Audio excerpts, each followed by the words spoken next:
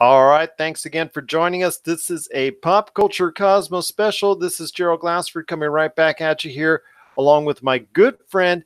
It is the man behind Humanica Media. You got to check out everything that's going on today at humanicamedia.com and Facebook and YouTube and Instagram and all that good stuff. It is my good friend, Mr. Josh Peterson. Josh, I know there was some stuff we wanted to talk about that just couldn't wait for our regular Friday show. Oh, yeah, man. So the Apple press conference came out, and it sounds like they're getting ready to jump into the market with Google. I don't know if their product is something you consider competitive to the Google's Stadia, but at the same time, this is the first time. So these companies, Google and Apple, they're the tech giants, right? They're the things that you always think about as far as tech companies go, the big ones, right? And so now this is the first time they're not just able to coexist with each other. They're not physically, but they are attacking each other in a more visible manner than they have in the past. And so I just want to pose this question to you. Do you think that the gaming industry is going to be an unfortunate casualty of this? So I had a conversation on Facebook with Rob McCallum of Rob McCallum Films over this, and it didn't really go anywhere because we all know what that's like. But And then also you had a conversation, I believe, on Game Source as well, as far as the comments that were made on that. So yeah. So I just my fear is that the gaming industry is going to become an unfortunate casualty of these two companies trying to outdo each other.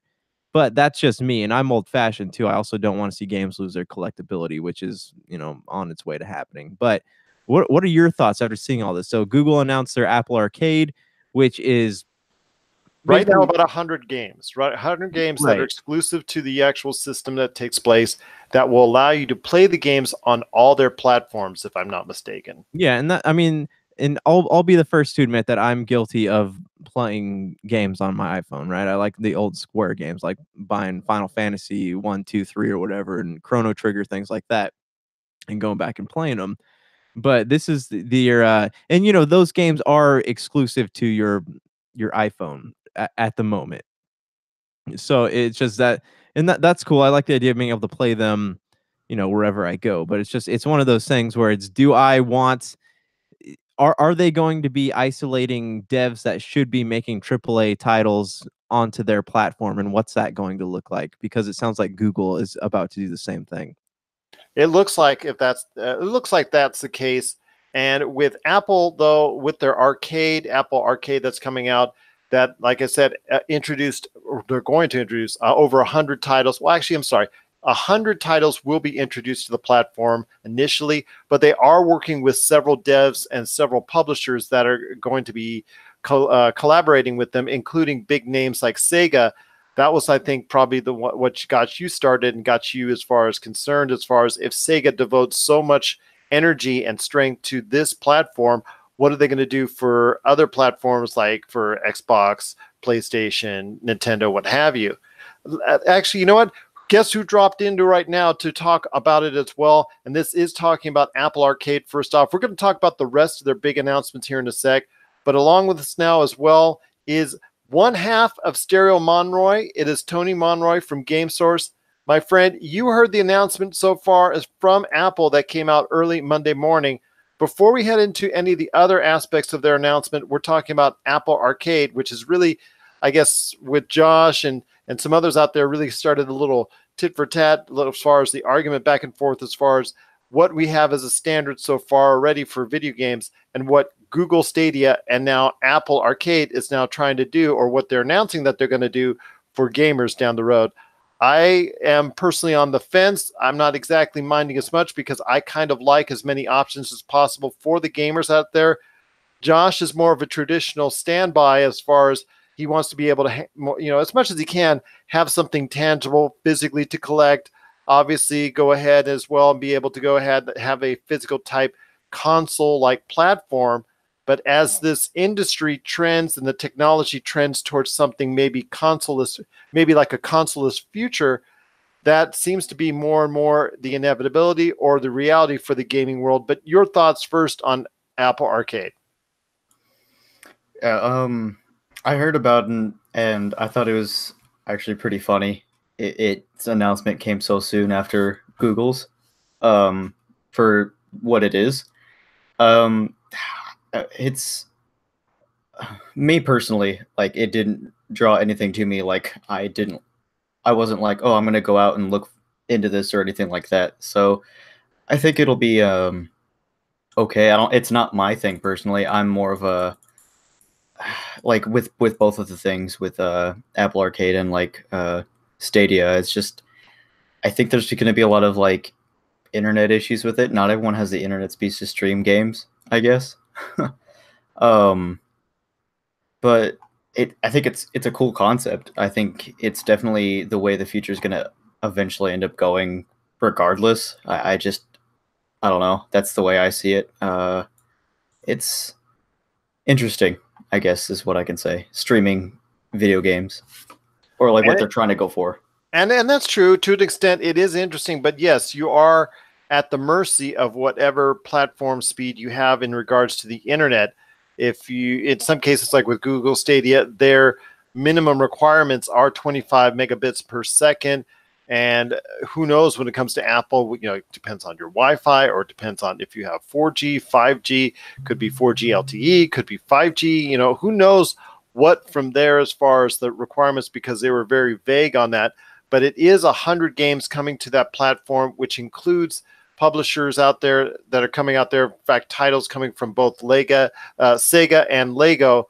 So this could be something that a lot more devs and a lot more publishers head into the future as far as being interested in publishing to not only those platforms, but those platforms exclusively. And that's something I want to ask you, Josh. At some point in time, both Apple Arcade and Google Stadia, if they want to go ahead and make this work, will have to get premium titles exclusive to their own branded content. And that's going to be something that might alienate a lot of gamers out there. And it sounds like it will alienate you too if they go ahead and say, hey, look, we have this great game that would work well on any platform, but we're going to keep it all to ourselves. Yeah, it's kind of weird. You know, in the vein of Apple, it's weird because Apple is synonymous with mobile games, right? Mobile games are usually synonymous with garbage. So that's just a weird thing. Like if you're taking someone who is known for a AAA title or a second party, or he's a second party developer that makes decent games, you know, whether it's a JRPG, a role playing game, racing game, whatever it is, if they're known for making that game on consoles and people know and love that product, it's a stupid idea for them to isolate themselves to an Apple platform, you know, to a platform where you can't play with your friends. There's not a lot of streaming options. It's just you're in it for Apple money. It just does not seem like a good idea to me in the long run. And Apple, they haven't really announced anything as far as, do they have a gaming controller? I know you have to, if you want to play on your TV, you have to be tied to the Apple TV Plus. What does this all look like? And it's you know, I'm not ready for a future with streaming games. And again, like I said earlier, I don't want to see the gaming industry become a casualty of these two tech giants going after each other, because that's what it feels like to me at the moment.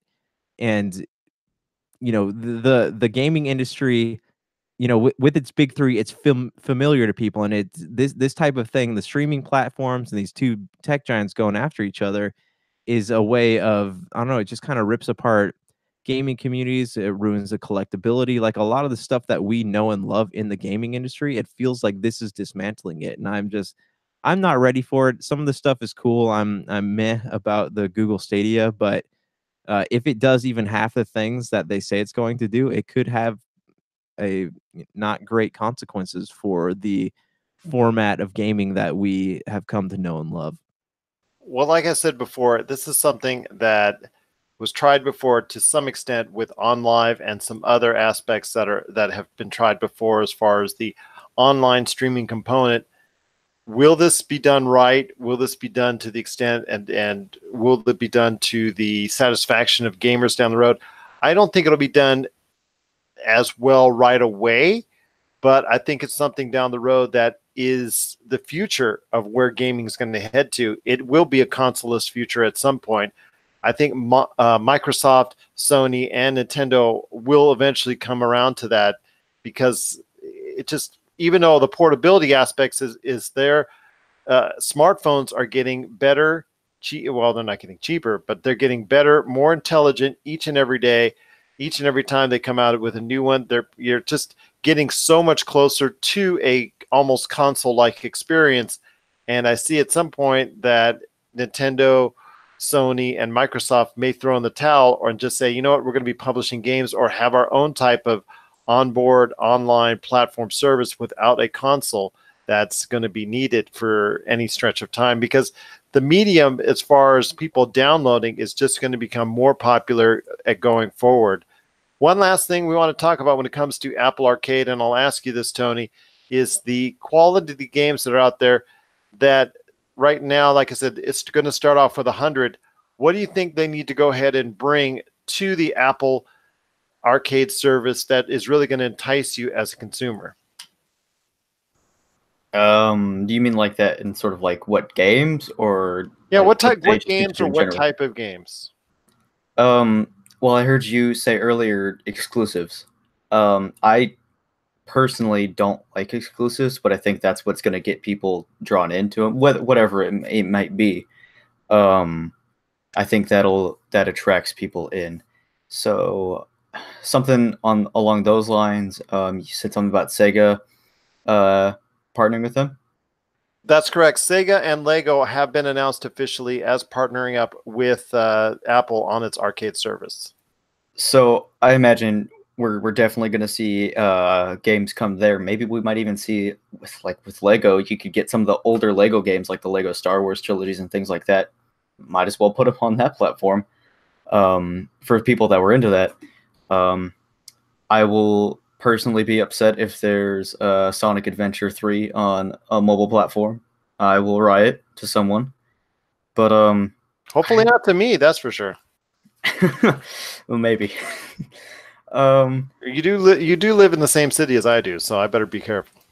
Yeah, I don't know what might like attract me personally to it, because I already have so many games elsewhere. Why would I buy into something like this? You know, I have the hardware to back it up already. So what am I gonna? Why would I draw myself down? You know, instead of going forward. Well, it is. I mean, for me, I think for I think Apple. Well, let me phrase it a different way. For Apple, I think for them it was a minor or less important part of the announcement that came from them, as far as some other things that they wanted to go ahead and accomplish as far as their press conference is concerned. But for us gamers, it is something that sticks out and makes you say, hey, this is the way that they're going in the future. That can only for them mean something that they're either going to go ahead and just delve into for real quick and then just blow it off, or they can go ahead and invest some real money down the road and make something out of it. So we'll have to wait and see what Apple's going to do about their arcade. But they did have some major announcements alongside with that.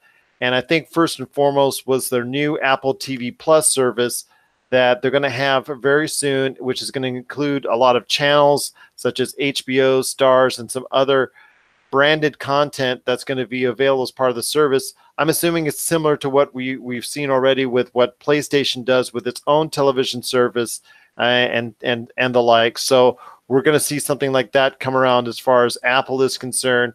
They also talked about Apple News, the $9.99 tier for Apple News. As far as, I guess, they're going to have their own application that's going to go ahead and provide specific news content to their consumers if you want to go ahead and pay for it. And then, well, the Apple Card, it's just another form of Apple Pay, whatnot. That's something that they're going to go ahead and introduce as far as for people to go ahead and get more Apple stuff, I guess, from that point of view. But the thing that stuck out the most is Apple Television Plus, which includes a lot of their own branded content that's going to be exclusive to Apple TV Plus as far as their Apple channel.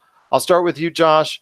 When you heard that part of the announcement, and like I've said before, YouTube TV, PlayStation TV, PlayStation Vue, actually, VUE, and others have tried to do this type of thing before and are currently doing it now, where they're offering a lot of channels under the same space, similar to what you do with the cable company and all that. But to some lesser extent, what are your thoughts on Apple TV Plus?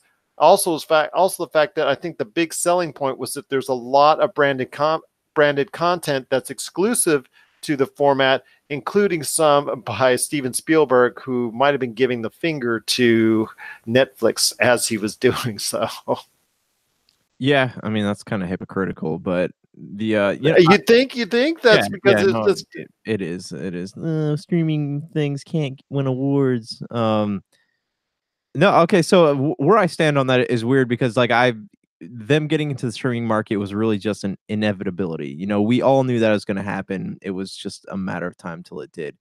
As far as streaming services go, I am right now, like as far as for me to subscribe to something, it has to have a lot of stuff. So like for me, I think Amazon Prime is a good deal because you pay what $4 for the extra add-ons and whatever channels you want. If Apple were to offer something like that, but in your more niche cable channels, like I would be all on board for it because I am tired of having all these different payments across all these different platforms just for content, you know? If I could get it all in one place, that would be fantastic, and I'd be totally down for that. Something I could stream on my phone, stream on an iPad, computer, whatever it might be, I'm on board for it. Um, you know, we're getting to the point where you have to subscribe to so many different things in order to get the shows and content that you want, where, um, it gets to the point where you might as well have cable.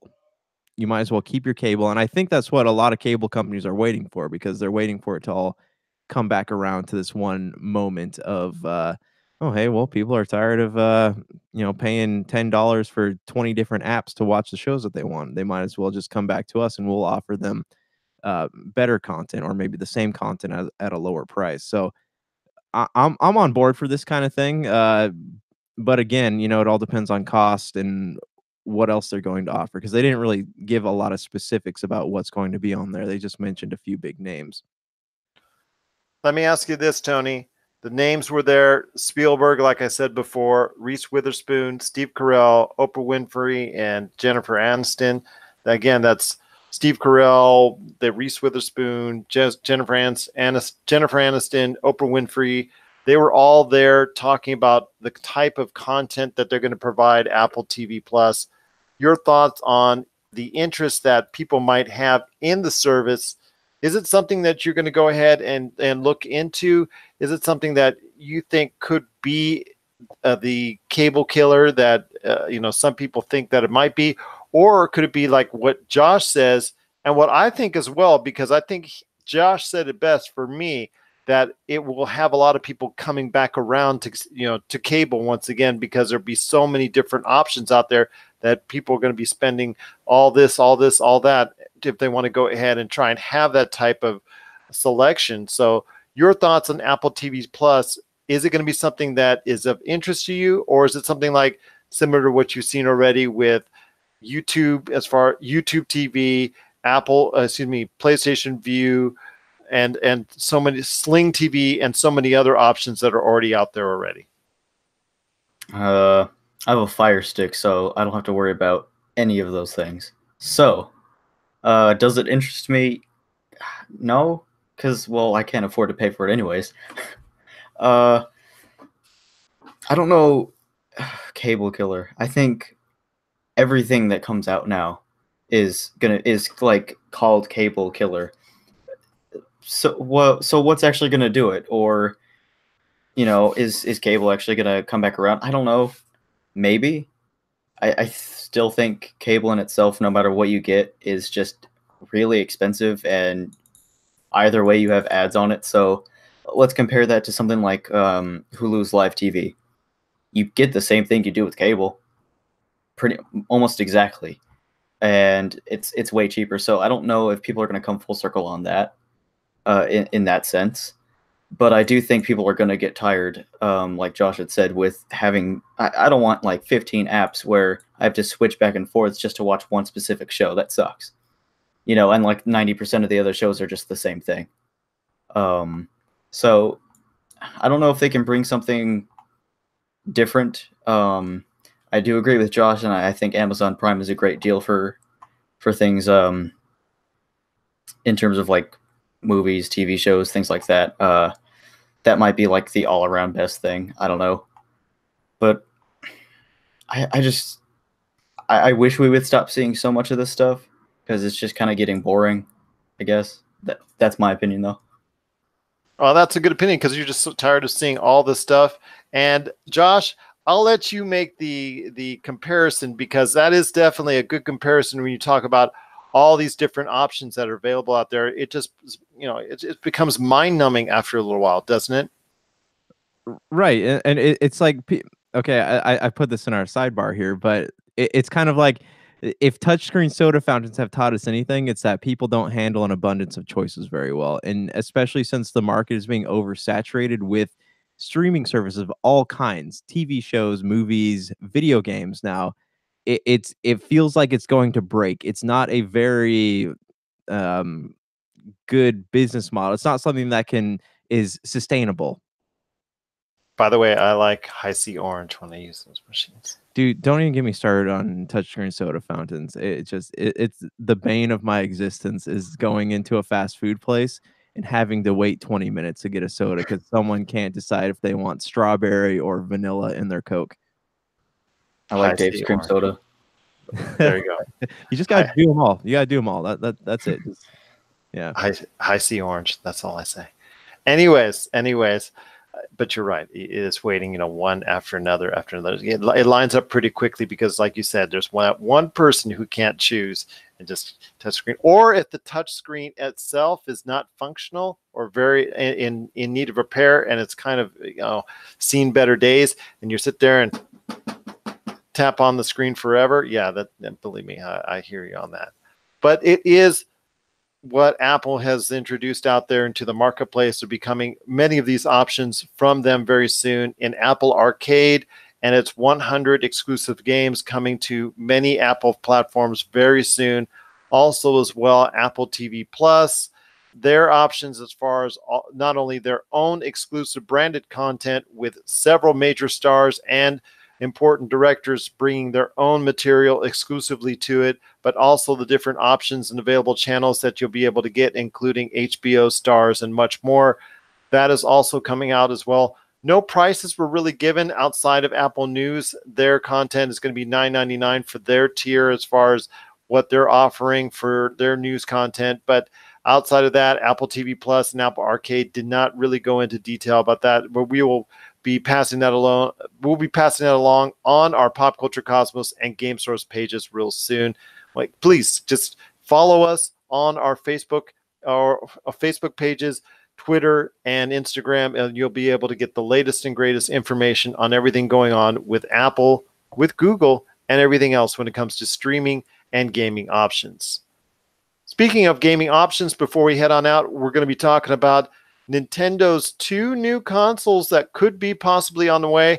I believe it was the Wall Street Journal that broke the news that there possibly could be two, not one, but 2 different choices that could be coming along with the standard Nintendo Switch that's already out in the wild. One of them that could be coming out could be a more enhanced, possibly with more memory, possibly with more storage space, that would be, geared towards a more gaming marketplace, or it could, and there's also there's also rumor that there could be a less expensive, more economy, streamlined format that could be coming as far as a model that maybe appeals to a more budgeted conscious and more, eco-friendly, more economic friendly type format where players don't need that much as far as the power or the storage space is concerned. Although when it comes to the Nintendo Switch, the base model, if you're talking about one that's cheaper than that, that means it might be slower and handle less capabilities, and also as well not be able to have as much storage space. The Nintendo Switch itself is not the most powerful unit. It certainly is nowhere even close to having any type of storage in its base model. You always have to buy extra memory. So I ask you, Tony, first off, your thoughts on a possibility of a cheaper and a more expensive version of the Nintendo Switch. Obviously, that's more appealing to most everyone out there that has a Switch to have a better model in their hands and make that an option. But a cheaper model, that really to me doesn't make much sense. It doesn't, but I mean, let's be honest. I can't say I'm surprised. Well, I would like a cheaper model. Don't get me wrong, but as far as the internal workings of it, you can't really have much of a slower processor and much less memory storage in order to go ahead and play some of the games that you know already having trouble that are chugging along on the regular Nintendo Switch. Yeah. So, like I think it's very surprising that the Switch hasn't had any other variants yet. I mean, look at the PlayStation or the Xbox; they've always had different variants come out like every other year, like the One S, the One X, things like that. So it's not surprising. But a cheaper Switch, I don't know if they change the internals on it directly. Like, let's say they just made it a Switch with no dock, and maybe just a few minor things changed, but nothing like hardware-wise really changed. Then I think it'd be fine, because, like you said, the Switch already does have to chug along in some games it already has, and that's not a good thing. And then the memory thing, I don't know what's in Nintendo's minds with storage. Like, let's make these games that are pretty big, but not give you the space to work with, I guess. It's weird. And then an enhanced Switch, I think that'd be cool. If it's something like when the 3DS went to the new 3DS, if it's that minor, I might not be interested as much. But if it's something like a Xbox One S to a One X, that'd be really cool. Like, if we could get something like a Switch, what the Switch could have been when it first came out, that'd be really cool. My friend, before we head on out, Josh, can you just elaborate on these possible new realities for the Nintendo Switch for someone who has had a Switch for a while and has had his share of problems and issues running games on the Switch?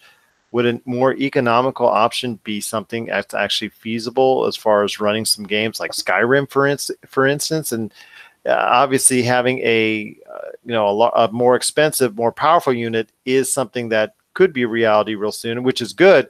But then having a cheaper model doesn't seem like it makes a whole lot of sense. So on Skyrim, I can go from only being able to complete 40% of the quest to maybe like 5%. Is that what we're talking about? Maybe that's what it will do as far as the frames per second is concerned. Oh, geez, don't even get me started on that game. But no, I mean, it's like what Tony said. There's no point in having a cheaper model Switch. Why? Because the Switch is already doing. It's already a pretty low grade system as it is, but it looks good and it works. The only people like to have cheap things, and I would rather pay a decent amount of money for something that I know is going to get the job done. The only reason I could see them making a cheaper console is because maybe they're trying to phase out the 3DS. Maybe they're trying to make something that will take the people who are still playing their Game Boys and move them over into this next generation of consoles so that they can start to phase this out. Because if anything, you notice how they didn't announce a Pokemon Sword and Shield on the 3DS. So maybe they have plans to just kind of let that fade out, like the the Vita, the PSP, things like that. As far as a newer one goes, I kind of understand that. I know, though, it won't be as powerful as the PlayStation 4 Pro or the Xbox One X, and no one's expecting it to be. It was made. I was looking up the graphics card. The graphics card is the Tegra X1, which is a NVIDIA graphics card, and that's already 2 generations behind what is out today. So they have hardware in there that's pretty old. So I don't know how much of a difference having a new graphic card is going to make as far as these games go, because not a lot of them aren't very graphic intensive anyways, but I could see the desire for it. And if it maybe picks up the frames per second and that's something that you're into, it might be worth it. But as for me, I'm pretty happy with what I got right now. Are you go ahead. Are you saying that since it's 2 generations behind, that we might get a touring Switch? Because I would love some ray tracing on a Switch. That'd be funny. I mean, who knows? Like it's a definite possibility. But when they designed the Switch, like, it does have older components in it. So if they were to upgrade all of that and maybe bring it up to the times a little bit, it could be something that some people are interested in. But as for me, as someone who just plays it on the go, usually it does, you know, it's not really a necessity for me. Yeah. But it probably will be a necessity for a lot of people who cannot afford the $299 Switch, which I know is a little bit of a hard entry price point. It always has been, even as far as the other PlayStation 4s and Xbox Ones had gotten introduced in the marketplace. It wasn't until it got around, what, $200 that a lot of people really could get into it as far as the price point is concerned. So hopefully we will see in the future, come E3 or right around there, if there is going to be 2 available options that are added onto it. Obviously, one is intriguing to not only gamers, but pretty much anyone out there that wants to run any of the well-known Nintendo games that could be out there, either first or third party, and run them smoothly. Whether or not the lower entry unit that's rumored to be a part of this 3-system lineup that they will have going forward at some point in time, that remains to be seen. That remains to be seen on how well it will run those games, and I'd be very interested to see how much it can do, because of the fact that the base unit already at $299 that Nintendo Switch has a hard time with a lot of games that get ported onto it. And I'd be interested to see if there's going to be a cheaper model, if that will make that problem even worse. Well, that does it for the PCC special for this week. We're going to be also available on Friday for our regular PCC Multiverse, so stay tuned for that. We'll be where we will be talking about a lot of great things going on out there in pop culture. We appreciate you taking the time to do so. I know Tony Monroy, you want to follow him.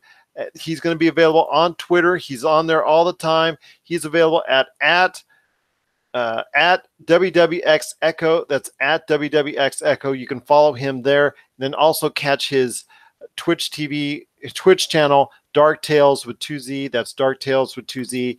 And then, of course, Josh, my co-host on the PCC Multiverse. You can catch everything that's going on with Humanica Media, including the Topic Ocalypse shows that he's got coming up as well. Once again, we thank you all for listening, and here's hoping you have yourself a great